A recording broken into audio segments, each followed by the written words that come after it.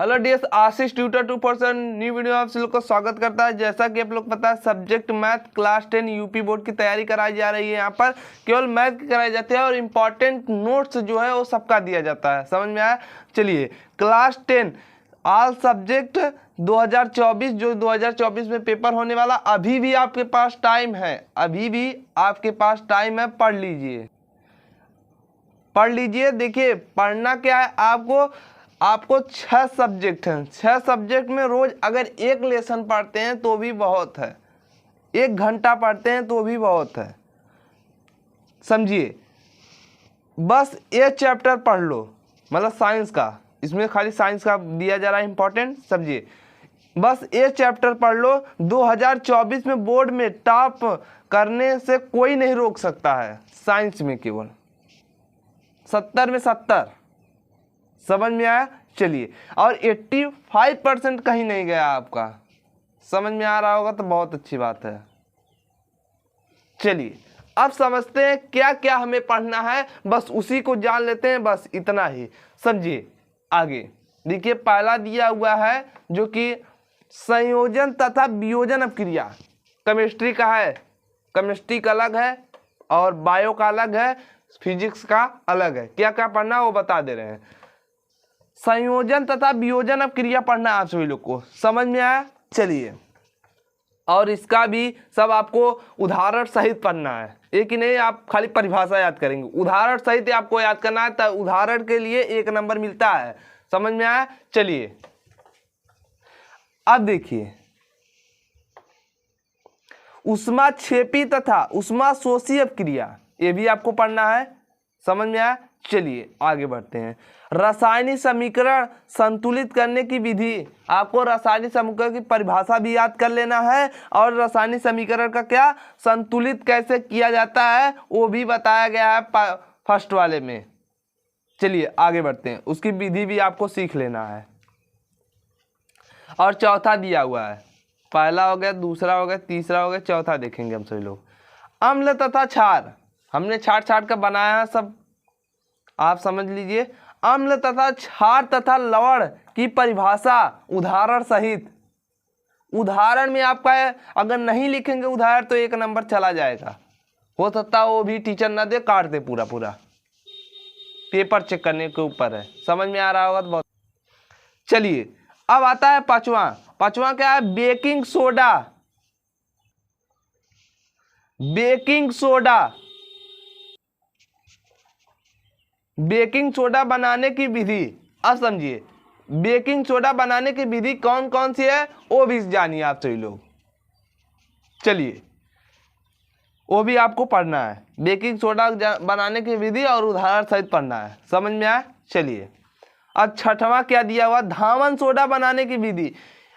कह सकते हैं ये वेरी वेरी इंपॉर्टेंट है, इसको आप पढ़ लीजिएगा, ये भी इंपॉर्टेंट है, हर साल पेपर में पूछा जाए।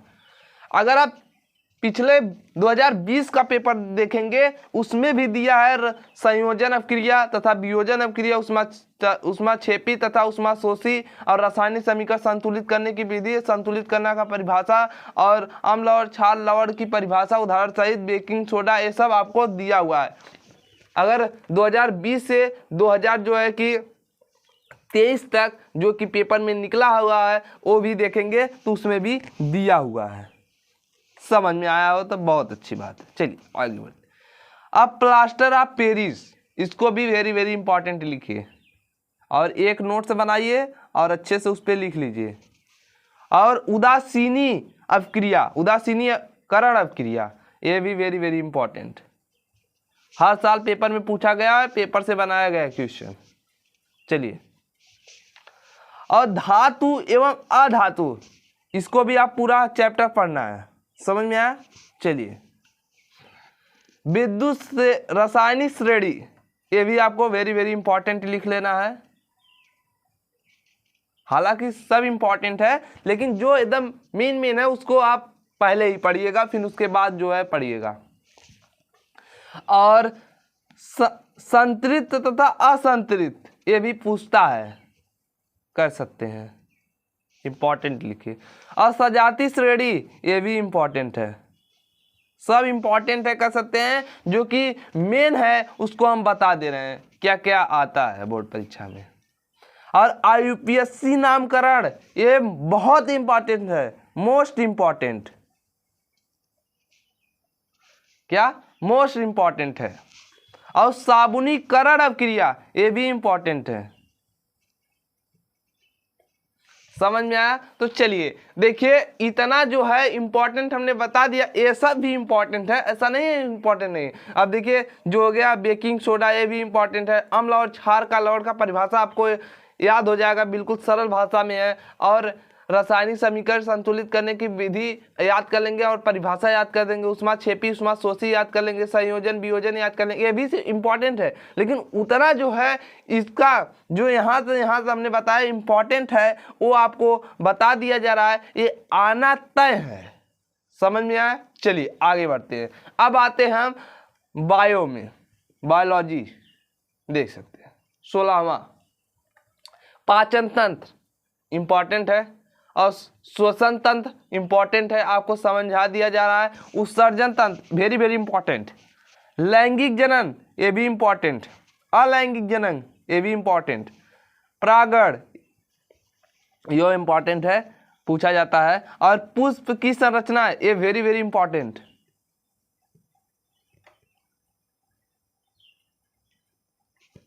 समझ में आया?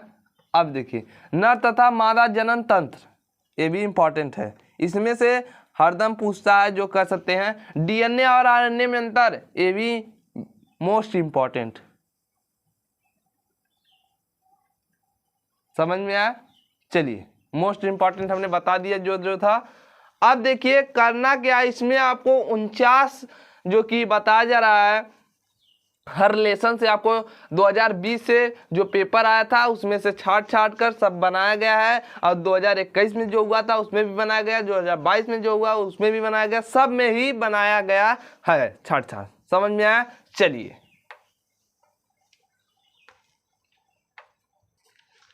चलिए समझिए। मेंडल की आनुवंशिकता का नियम इंपॉर्टेंट, वेरी इंपॉर्टेंट। समझ में आया? चलिए अब देखिए, एक संकर और दो संकर ये भी इंपॉर्टेंट है, और इसको बढ़िया से पढ़कर जाइएगा। मेंडल वाला मोस्ट इंपॉर्टेंट।